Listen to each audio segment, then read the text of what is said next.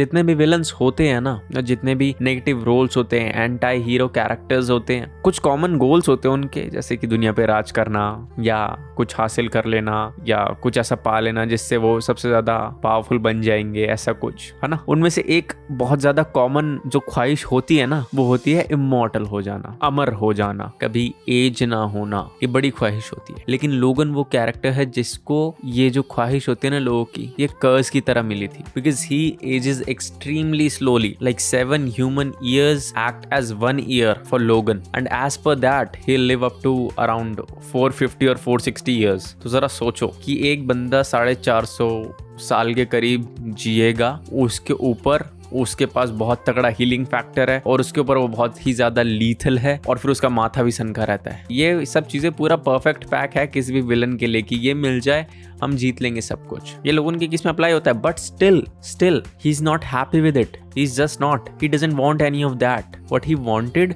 was a family, he wanted a happy life, he wanted some friends, some companions। और वो इतना ज्यादा लंबा जीता है, इतनी ज्यादा उम्र लेता है वो, कि उसके साथ वाले सभी लोग मर जाते हैं। वो जिनको जानता था वो मर जाते हैं, वो जिनको कभी किसी मोमेंट पे उसने चाहा था वो सब मर जाते हैं। कई ज्यादा लोग अलग अलग चीजों की वजह से मरते हैं। कुछ लोग नेचुरल एजिंग की वजह से मर जाते हैं क्योंकि वो तो बहुत स्लो एज करेगा। कुछ लोग उसके जो खास थे, जिनको वो बहुत चाहता था, वो इसलिए मर जाते हैं क्योंकि जो उसके ओपोनेंट्स होते हैं वो उसकी इस स्ट्रेंथ से, उसकी इस पावर से डरते हैं और उसको अपने कंट्रोल में लाने के लिए उसके लव्ड वंस को चोट पहुंचाते हैं, जिससे कि स्टोरी आगे चलती रहे। और फिर और भी सिनेरियोज हो सकते हैं, जैसे कि खुद लोगन में हमने देखा कि सारे म्यूटेंट्स को ही खत्म कर दिया जा चुका है और सिर्फ लोगन, जेवियर और कैलिबैन ही बचे हैं। बाकी जो नए बच्चे वो तो अलग है, बट उस जनरेशन के सिर्फ वो 3 ही बचे, बाकी सारे म्यूटेंट्स को मार दिया गया। तो ये सब भी फेस करना पड़ता है, ये सब भी उसके साथ ही मिलेगा आपको। एंड आई थिंक जब कोई शख्स, जस्ट इमेजिन अगर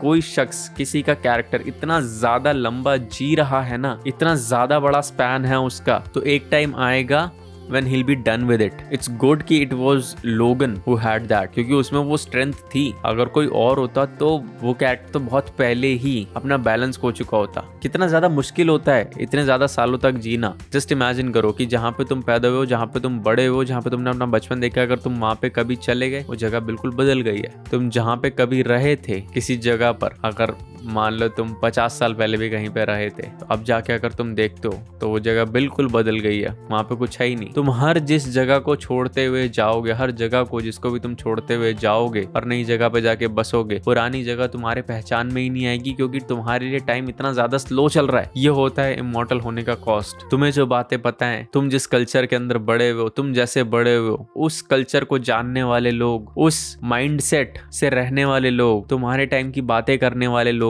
वो सब नहीं रहे हैं दुनिया में, वो सब जा चुके हैं। और जो सिर्फ चीज बची है ना, वो है एक अकेलापन। That's it. एक कर्ज की तरह काम करती है ये इमॉर्टैलिटी। सिर्फ दिखने में सुंदर और अच्छी लगती है, और उसके साथ साथ वो स्ट्रेंथ भी, but in reality it's not something that you'd want to wish for. और ये चीज हम लोगों की स्टोरी से बहुत ज्यादा अच्छे से समझ सकते हैं, कैसे उसने धोखे खाए हैं, कैसे उसको धोखे मिले हैं, कितने लोगों पे भरोसा किया था जिन्होंने उसको चोट पहुंचाई है, चाहे वो सैबरटूथ हो या फिर मास्टर याशिदा हो या और भी कोई हो। उसने अपने पार्टनर्स को कैसे खोया है, जिनके साथ वो लाइफ सेटल करना चाहता था, जिनके साथ वो आगे बढ़ना चाहता था सब कुछ भूल कर, उनको उसने खोया है। वो सिर्फ इसलिए मारे गए क्योंकि वो लोगन को जानते थे और वो लोगन की लाइफ में कुछ वैल्यू रखते थे, चाहे वो मारी को हो या चाहे वो जीन हो या फिर सिल्वर फॉक्स हो, कितने लोग। और उस सब के साथ भी आपको जीना पड़ रहा है इतने सालों के लिए। सो क्या लगता है तुम किस तरफ जाओगे, डेथ की तरफ या फिर उस लाइफ को कंटिन्यू करने की तरफ, जहां पे तुम दुनिया को अब जानते ही नहीं हो, जहां पे तुम दुनिया को जानना चाहते भी नहीं हो। लोग तुम्हारे अब टाइम के ही नहीं रहे हैं, और लोग जो भी बचे हैं वो सिर्फ और सिर्फ तुम्हें चोट पहुंचाने के लिए बचे हैं, तुम्हारी पावर्स छीनने के लिए बचे हैं। तो क्यों जाना चाहेगा कोई ऐसी जिंदगी के अंदर दोबारा, और क्यों लेना चाहेगा कोई वो इमॉर्टैलिटी जिसको एक बून समझा जाता है। Think about it. बाकी आज के लिए इतना ही था, मिलेंगे अगली बार किसी और वीडियो के अंदर किसी और टॉपिक के साथ। तब तक के लिए